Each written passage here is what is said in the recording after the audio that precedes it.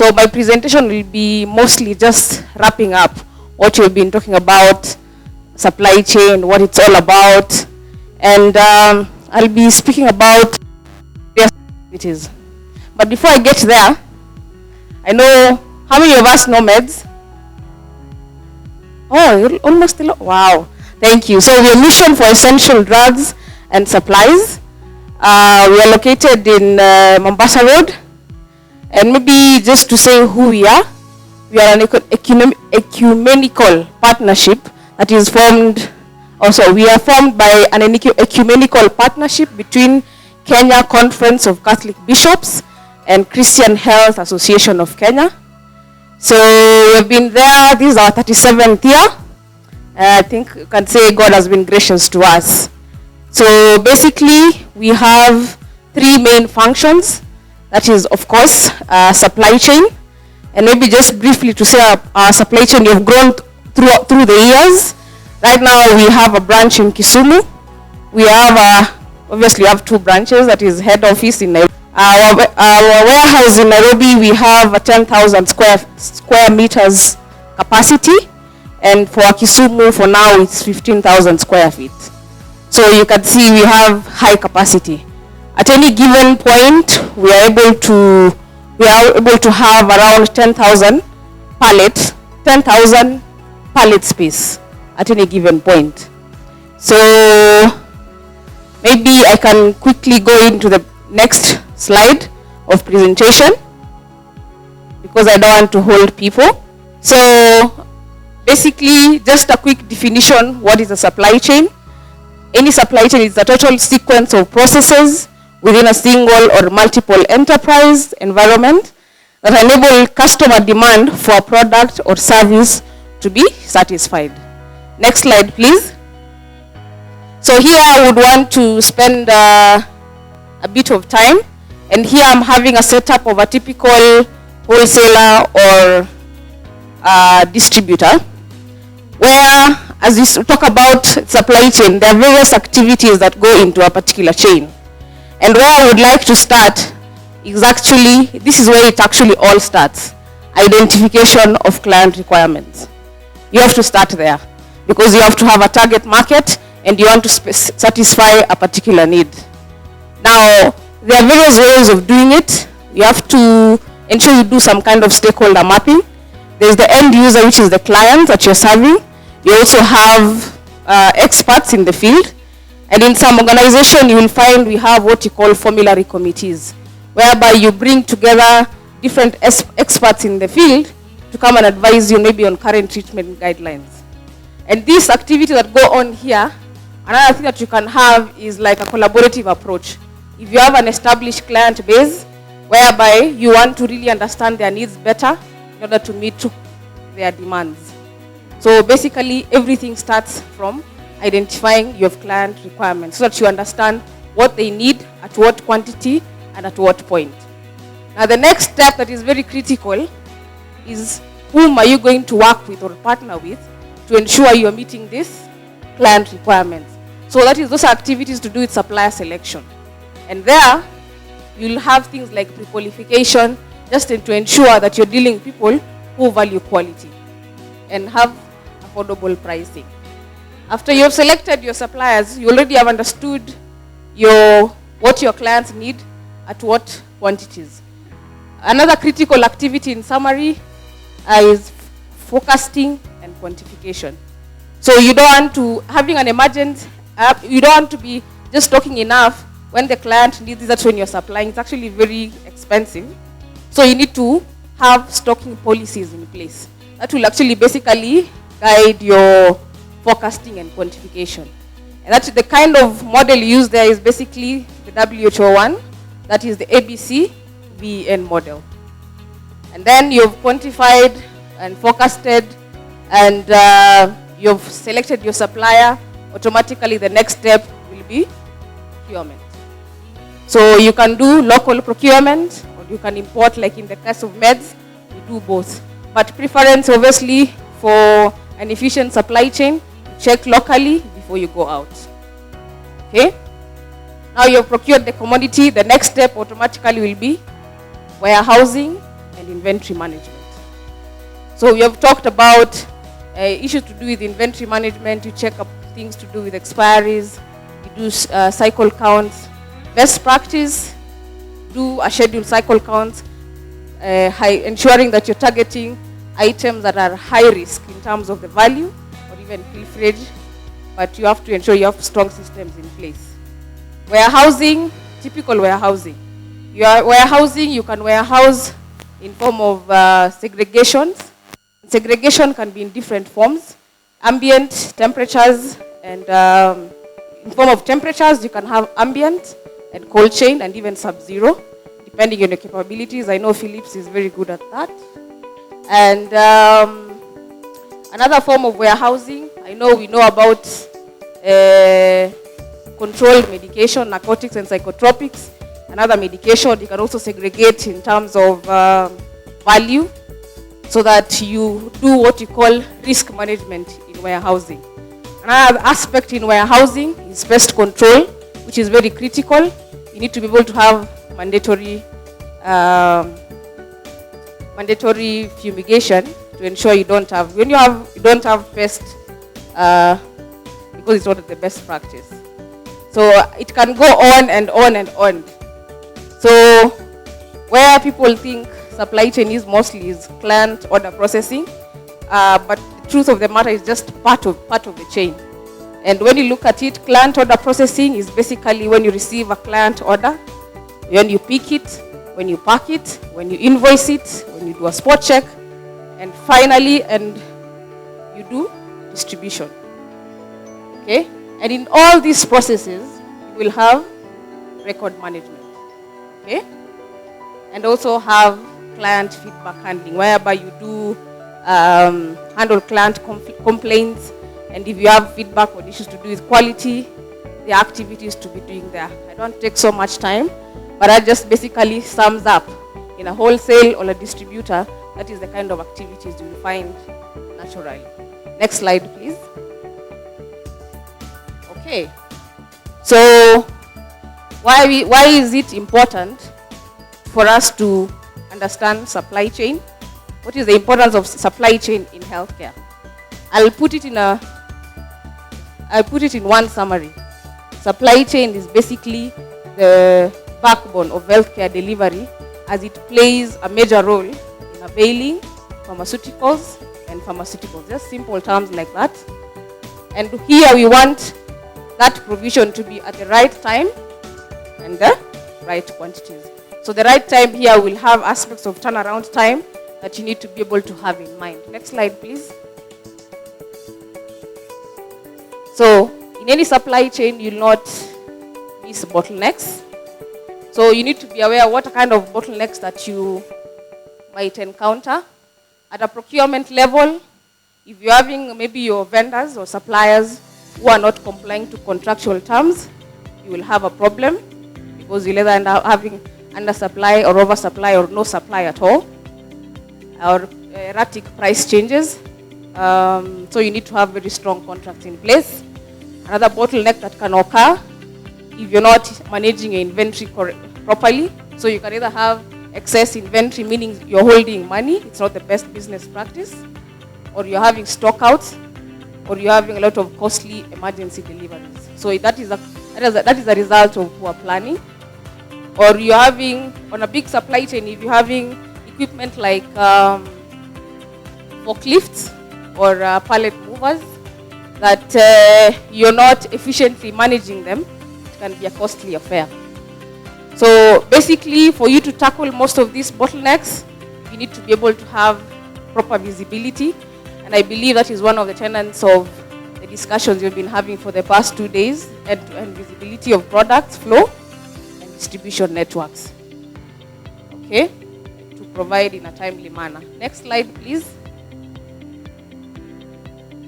So one of the things that I felt it was a good thing to talk about, just in line with the theme, that is the digital supply chain transformation for enhanced customer experience.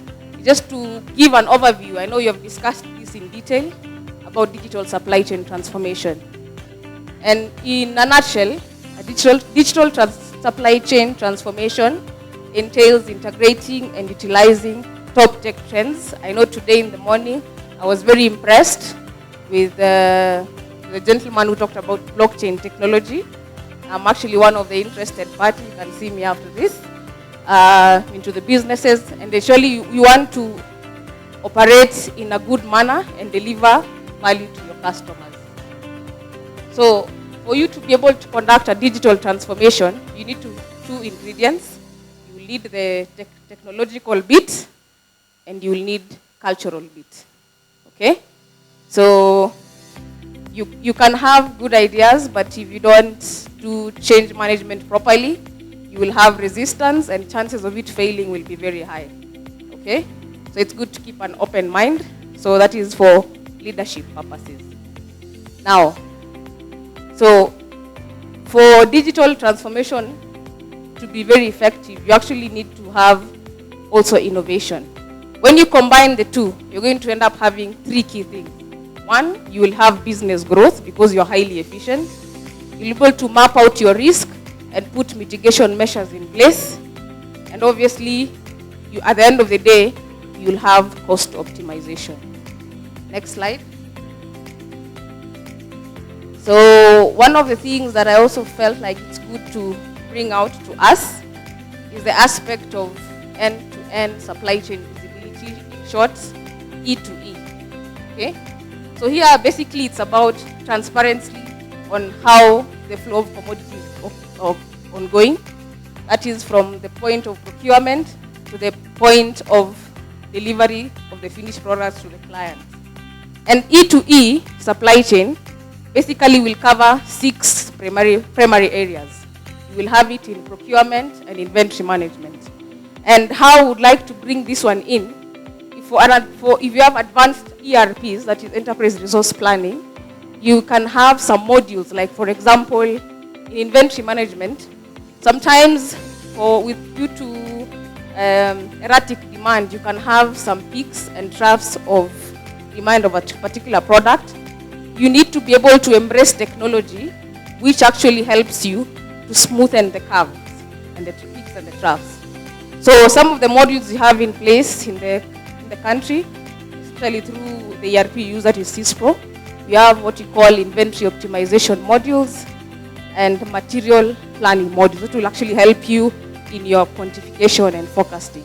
That module actually speaks very well with the one we have in procurement, that is supplier relationship module. Those two modules have been integrated in such a way that it is able to actually communicate. You integrate with the system with your suppliers in such a way that they are able to see if you're going low on a product or you're actually overstocked in it. Okay? And it gives you triggers to tell you how well your stock holding is actually doing. MEDS, I can be able to say categorically that MEDS has been piloting the supplier relationship module for a while now, and you are getting good, quick feedbacks. And that is something that if you don't try, how do they say it? If you fail to try, or is it try to fail? There's a statement there somewhere. You know, when you become hypoglycemic also, you start forgetting some things. Okay? Yeah, so that is one thing that you actually currently still piloting. We have piloted with around 25 suppliers, and you're getting good feedback, and you're continuously enhancing what we are finding in place.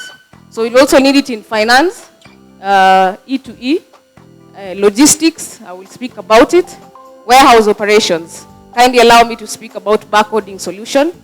One of the things that MED has been able to also adopt is barcoding, from point of receipt of commodities to point of order processing, that is pick pack, to the point of dispatch. One of the advantages that we have been able to realize so far as an organization, when you do our annual stock take, we actually have, like I can talk about last year, we had 99.7% stock accuracy. Can we clap for MEDS? Yeah, it's not easy when you have over 2,000 SKUs and you are managing over, you can say when the stocks are low, you are talking about around 1.3 billion. So having such kind of an accuracy is actually one of the things that we are grateful about when it comes to barcoding solution. That is part of digitization. Okay? Another advantage you can have with barcoding is track tracing. Okay? So that is some of the things we are still trying to enhance its capability for us to be able to become more robust in our supply chain. You cannot fail to talk about quality control. One of the things I didn't speak in my introduction is that we have a WHO pre-qualified quality control laboratory. Okay? And we are also in the course of the year, we'll be commissioning our microbiology lab, which is going to also be certified. And also, still speaking about certification, MEDS, both branches, Nairobi and Kisumu, is ISO 9001 2015 pre-qualified. Also, you'll need it in sales and customer services. One of the quick technology that comes into mind is the e-commerce. The e-commerce that we are trying to also bring on board will enable our clients, also our facilities that we service, including the counties, to be able to order their commodities online and be able to track any stage of orders where the order is, where it is at customer service at booking or keying in, or it is at pick, or is it at packing, or we having at dispatch, and also in transit tracking. It's like the same case you have in Jumia. So what MEDS is working very hard is to ensure we actually achieve end-to-end visibility, in other words. So such coverage will help. If you embrace this, you'll have proper data collection. It will help you analyze it, effectively communicate with stakeholders, help you have good collaborations. At the end of the day, you're able to have good product offerings, you optimize your business, and basically you are supporting your company's goals.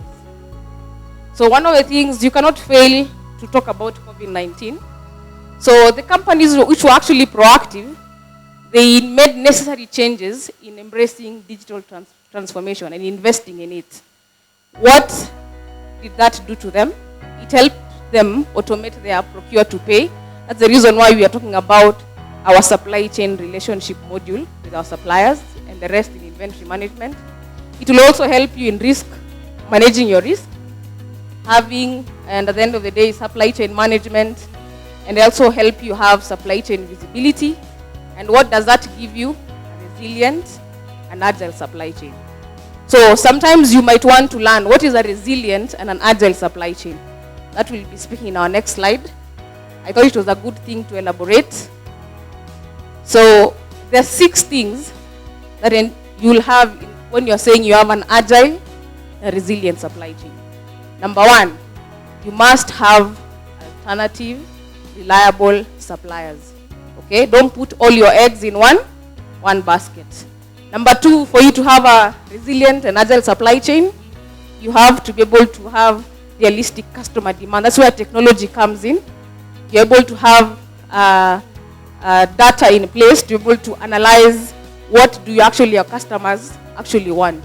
That is the reason why I talked earlier about having collaborative approach with your clients to understand their demand and forecast and quantify appropriately.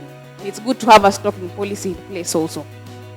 The third thing that you need to have in place is having an efficient material requirement planning. That is what necessitated MEDS to have what you call material planning module. Okay? So it's good to be digitized. And then one thing, number 4, I cannot fail to talk about is optimization and reduction of production waste. Production here in a supply chain setup is like the pick pack, okay, in warehousing and other activities. And I think through the USAID supply chain strengthening projects we're currently implementing, we have been able to be capacitated on ABC costing. It has done magic and wonders, okay? We are actually able to see which are these cost drivers and how can we minimize our waste. How many of us knows about the 8 waste theory? And then that's part of a resilient supply chain, okay? So it's good to know the 8 waste theory. And then you have to have a better risk management or risk assessment. So it's good to have a risk register for all your processes. Okay? Map out your risk, put key persons responsible, mitigation measures, and categorize your risks. And at the end of the day, we cannot fail to have real-time, end-to-end supply chain visibility. It's about resilient supply chain. Okay? Okay, fine. Thank you. I can quickly wind up. So, the impact of E2E on supply chain performance, it helps you in monitoring of supply chain processes, helping you yield clear and complete data, and it will help you evaluate your KPIs. It gives you real-time visibility and helps you promote clear communication. Better visibility simplifies concurrent processes. I talked about what we do in inventory vis-a-vis procurement and the digital platforms we have in place and the advantages. And it helps you to be responsive, especially when you have disruptions. And I believe Daktari was able to elaborate on emergency supply chains. Okay? It also helps you in demand forecasting, more accurate safety stock management, and turnover rate optimization. Next slide. So, just quick tips, like 5 of them on how to achieve a better supply chain visibility. 1, you have to set the stage for transparency and be proactive. Number 2, develop, implement, and monitor KPIs to identify areas of improvement, both in internal processes and in your vendor management. Number 3, target and eliminate weaknesses in your internal processes that leads to opacity. Number 4, take control of your inventory management. I cannot overemphasize that. Still in warehousing and logistics. Number 5, integrate new data streams as they become available to provide additional transparency that will enrich your data sphere. Okay, I'll be able to share these slides for people to appreciate. Next. So, I also did a quick summary on logistics solutions, and the key thing here is the notes. For those ones who are having 3PLs, we are telling ourselves we need to be at breast and in line with the requirements, the current requirements of Pharmacy and Poisons Board. And that means like we are in the business of taking our space as a pharma industry. We need to have a qualified persons. Your trucks needs to be fiber body, and you also need to have on transit temperature and humidity monitoring system. So here, if you own a truck, ensure you embrace automation to have an EPOD system for you to be able also to monitor your temperature and humidity in transit, and also real-time tracking of your goods. So it means that some investment that we need to do here if you're planning to invest in logistics. Okay? So integrating your systems will also help you manage your vendors very well in terms of key performance indicators you have given to them. So it's an on and on in this slide. I will quickly go to the next one because we are running out of time. So I cannot fail to talk about enhanced customer experience. Okay? So why are we doing this? We want to have enhanced customer experience. And here, what is customer experience? It is generally the sum of total customer perception on the relationship they have with your company concerning the products you offer and the services you offer. Now, this perception or expectations can broadly be viewed in 3 different levels. You can have the desired service. Desired service is what services ideally should be, whatever you're providing, whether it's a product or a good. Adequate service is the minimum quality of service or product your client is willing to accept. Then you have the zone of tolerance. The zone of tolerance is basically the difference between 2. So ideally, most of the time, you may not always be at the desired service, but at least ensure you have at the zone of tolerance for you to get a good or enhanced customer experience. Next slide, please. So, still on enhanced customer experience or satisfaction, it's good to see these tenets of enhanced customer experience. First of all, talk about reliability. Do you have a reputable company that other people can build to work with you? question, a rhetorical question you can ask yourself. When it comes to your order handling, okay, catalog or your list of products matching what the facilities want or the kind of customers you're dealing with. That is number one. Also in order handling, how with your pick pack, like are you having a lot of errors? Are your systems in place? Another thing, like your packaging, is it presentable? Like the labels you put there for last mile delivery, are they clear for your transporter to distribute to the last mile? When it comes to communication can be written or oral. Written, how are your emails like? Are they polite?